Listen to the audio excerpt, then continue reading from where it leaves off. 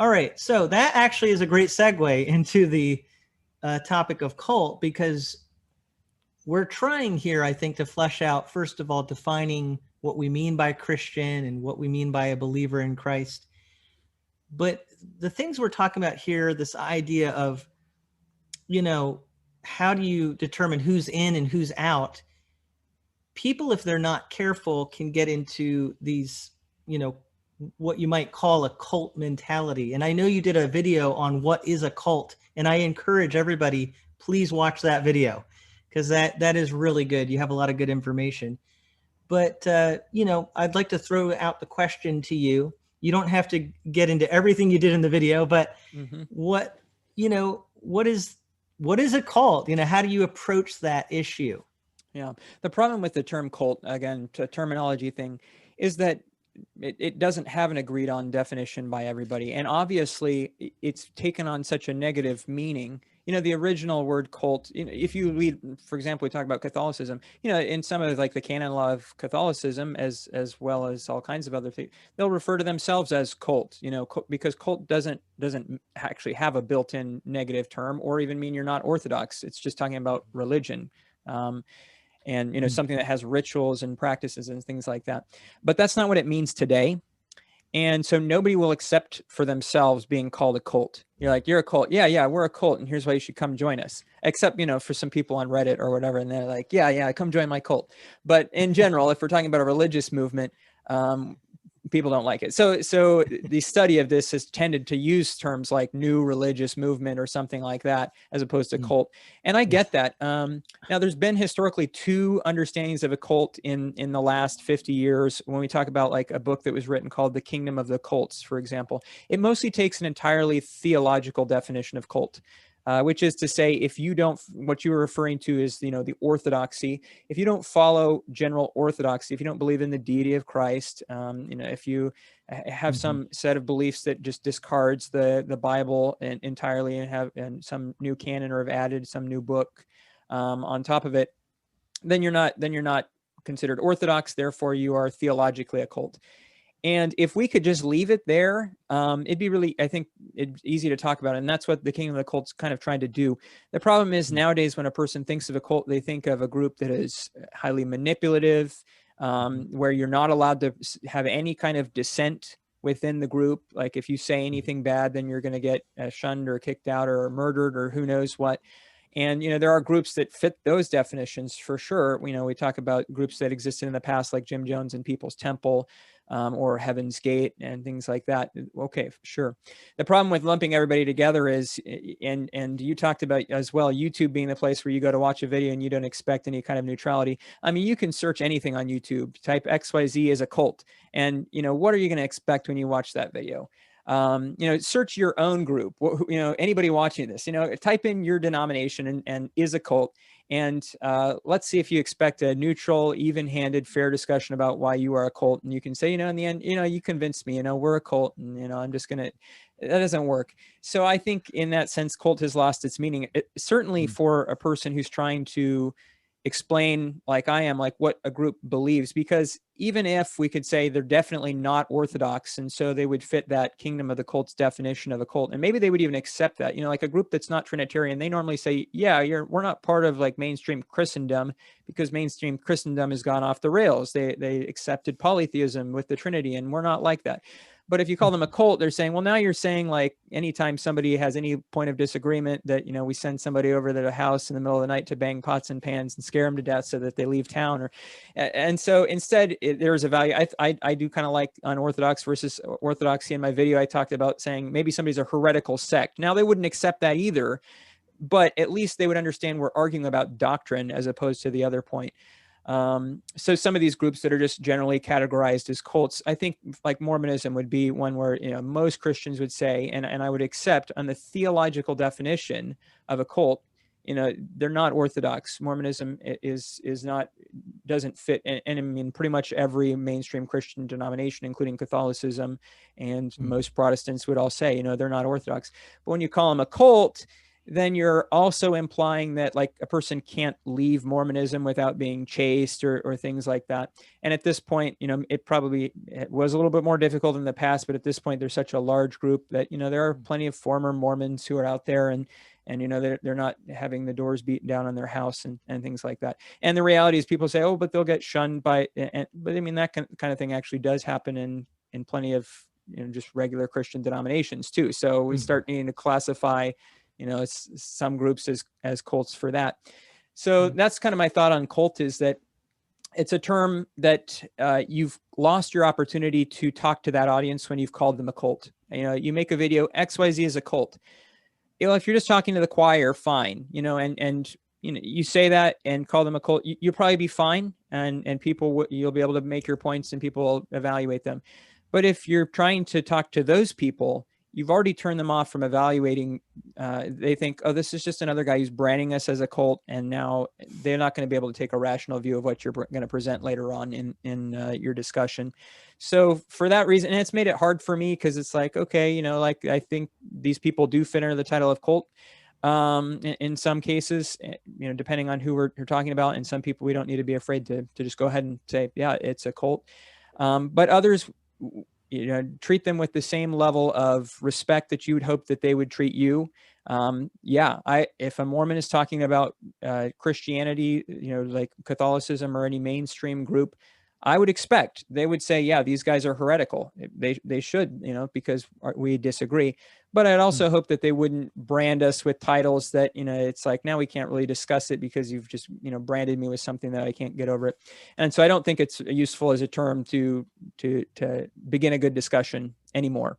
It may have been just fine in the past. And really the Bible, it doesn't, it talks about false religion, but it doesn't use loaded terms a lot of the time either, right? Yeah. To refer to it, something's false, but it doesn't have to, kind of front weight it. So you just have this negative impression coming in before you've even heard a thing about what they believe. Yeah, that's really good. And I will say, and I do like that your video delineated between the idea of a heretical sect, on one level, and then also the idea of a sociological cult, which is really a description of human behavior. And the thing about human behavior that I would throw into this conversation is it tends to be on a continuum. It's a little bit like if we were to take the term abuse, which, by the way, can happen inside of cults, right? Yeah. Obviously there's abuse that we all agree is abuse, right? But is it always to that extreme? No, sometimes it's less extreme forms of abuse. And so at what point, but then at the same time, there are certain kinds of things, behaviors we exhibit as humans that are good, that sometimes people could say, well, that seems abusive to me, but it isn't necessarily abusive. So I'll give you an example just off the top of my head. If a sergeant in the military is training, those who are lower rank, and they're being really harsh in that atmosphere, it kind of seems abusive, but you can understand from a broader perspective that can actually be a good thing, because they're toughening them up so that when they go into battle, they're actually ready to face a very high stress and even life-threatening situation. So in that case, it's not necessarily abuse, right? Well, and also churches that may have correct doctrine, a church would say, oh, that's part of a legitimate Christian denomination, can have abuse that happens in it, right? So if that's the determiner of calling somebody a cult, then a cult could be a true cult. It's a true church, but it's a cult. Well, and so you see where it starts getting kind of dicey there. Probably a good dividing line there to try to make the difference is, are people behaving abusively because of what they're being taught, or in opposition to what they've been taught? When people talk about, oh, XYZ Christian church has a bunch of abuse that's going on in it. Okay, does XYZ church teach that people should abuse or teach against it? See, if the abuse that you're complaining against is because the doctrine and dogma of that group or denomination or sect is actually saying, as a practice, we do this, that's very different from, this denomination has been overrun with people who are disobeying what's being taught, and they need to clamp down harder and say, no, we don't teach that. right? Then there's a difference between those two things. That's good. And by the way, they're not going to come out and say we teach abuse, but I hear what you're saying. They're going to say these are the things that we think should be done, Yeah. and you can look at those things, and some of those things are rooted in their beliefs, and you can go, yeah, that's manipulative, and that's Right. controlling, that's abusive. By the like way, things like shunning people who have left a group. In some exactly. groups, that is, they wouldn't have any problem with saying, that is what we do. We think it's scriptural. And other groups wouldn't. And so you have to decide, that's just one example out of many. Okay, which of those things are abuse? And we can use that to categorize whether we think Yes. those groups are good ones or not. And one sign to me of it's a red flag, and I think this is where you get into the sociological cult, whether it is theological or not. But I definitely saw a high profile YouTuber talking about leaving a certain group, which is theologically, a heretical group. We'll just put it that way. But they left the group. But what you could tell was this meant the loss of their family, essentially. Like they're just, and it's just psychologically, like, you can just tell it's so rough. And it's just, to me, a red flag. I mean, I'm a Christian. I have kids. I want them to follow the Lord. And of course, there's going to be, if one of my kids didn't follow the Lord, there would be, emotional difficulty. I have no doubt about that. But I just think there's a line that you can kind of watch where people are just, it's like they're completely disowned by their family, and there's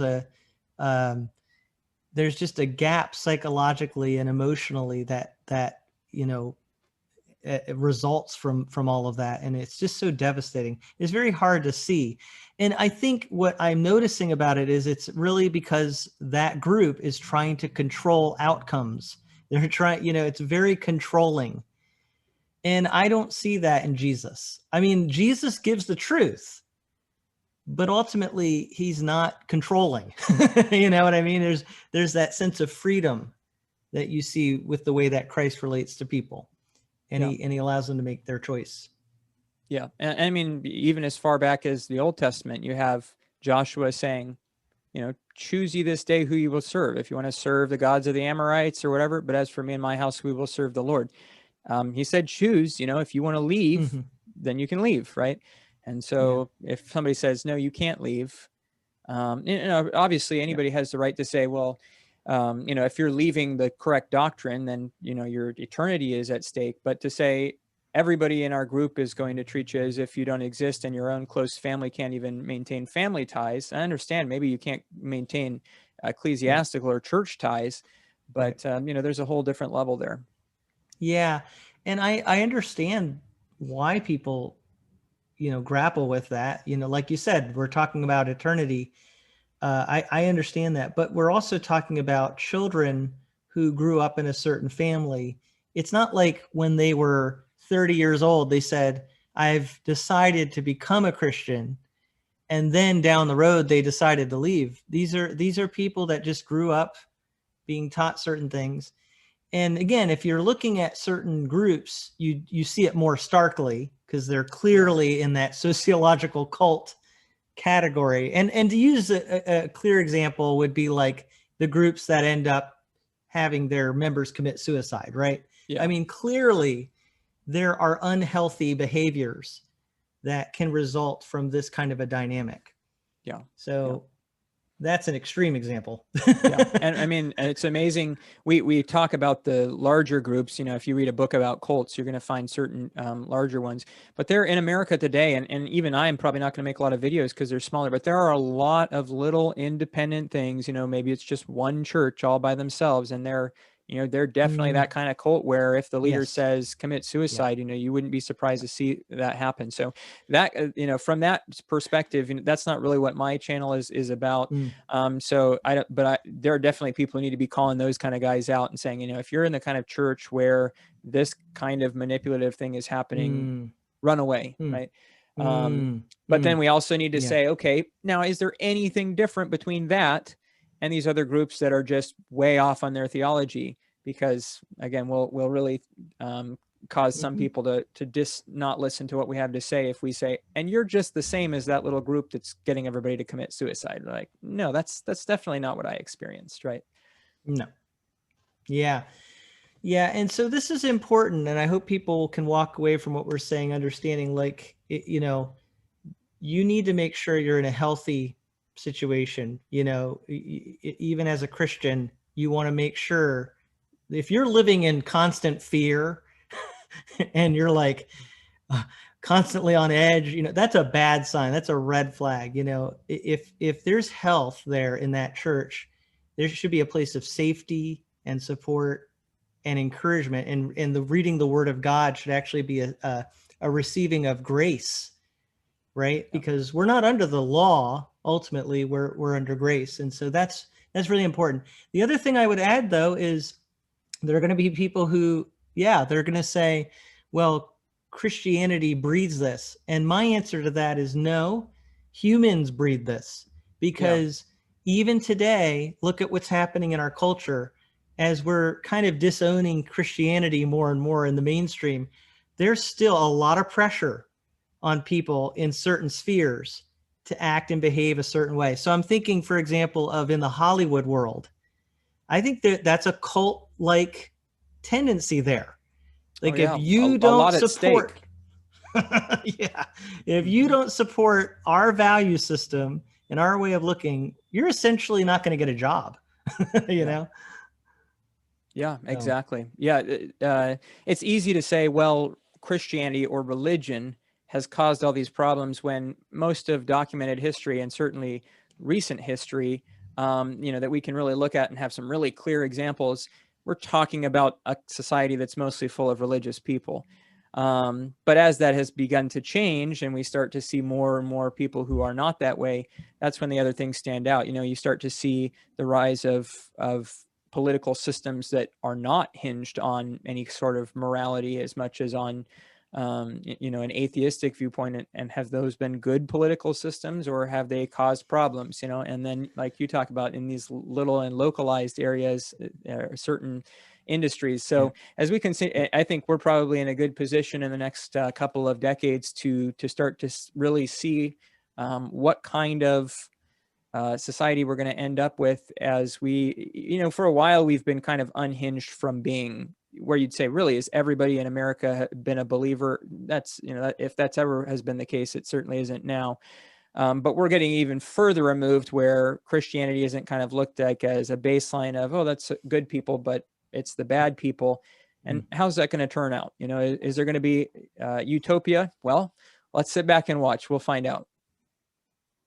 Yeah, I already know where that's headed. It's not going to be good, right? Not going to be good. But at the same time, again, as Christians, there's a good side to it. Blessed are those who are persecuted for righteousness' sake, and that's the way the prophets before were treated, Jesus said. So, there's a good side to it, and I do hope people will reflect on a lot of the things we're saying. I hope and pray that something we've said has been helpful. I'd love to hear in the comments if there's any follow-up questions that you have for us. I'd like to know what those are. Maybe you've been in a situation out there where, you're starting to realize I've been kind of sucked into a cult, or a sociological cult, so to speak, because that's what we're really talking about here, is those behaviors that are controlling and even abusive. So maybe, and let's face it, we all at times have to be careful that we're not gravitating toward that way of treating others. We want to make sure that we're treating others in a way that is truly Christ-like. So I'm so glad we've had the chance to talk about all this, Joshua. I could just talk to you for hours. Yeah. They're Good to really, talk to really you, great. Tim. Yeah, really great topics, and I appreciate your insight. Again, I can't commend you enough for the work that you're doing on your channel. I know it takes a lot of work to put those videos together. So thank you for what you're doing. You really are providing a great service to the body of Christ, which is highly needed, but even to the culture at large. So thank you for that. And I hope that maybe sometime we can talk again, possibly. Yeah. thank you for giving me a place to speak like this. I've enjoyed speaking with you, and don't remember exactly when I did run into your channel, but it was before you talked about me. So one of your viewers actually commented on one of my videos saying something about how you had mentioned it, and that's how oh, you made a video about me. So I'm glad. Appreciate that. Yes, I'm glad my viewer, whoever you were, thank you for telling Joshua that I made a video, because that allowed us to connect like this, and it's been a real a blessing. And so thank you again, and hopefully we can talk again sometime. All right, God bless.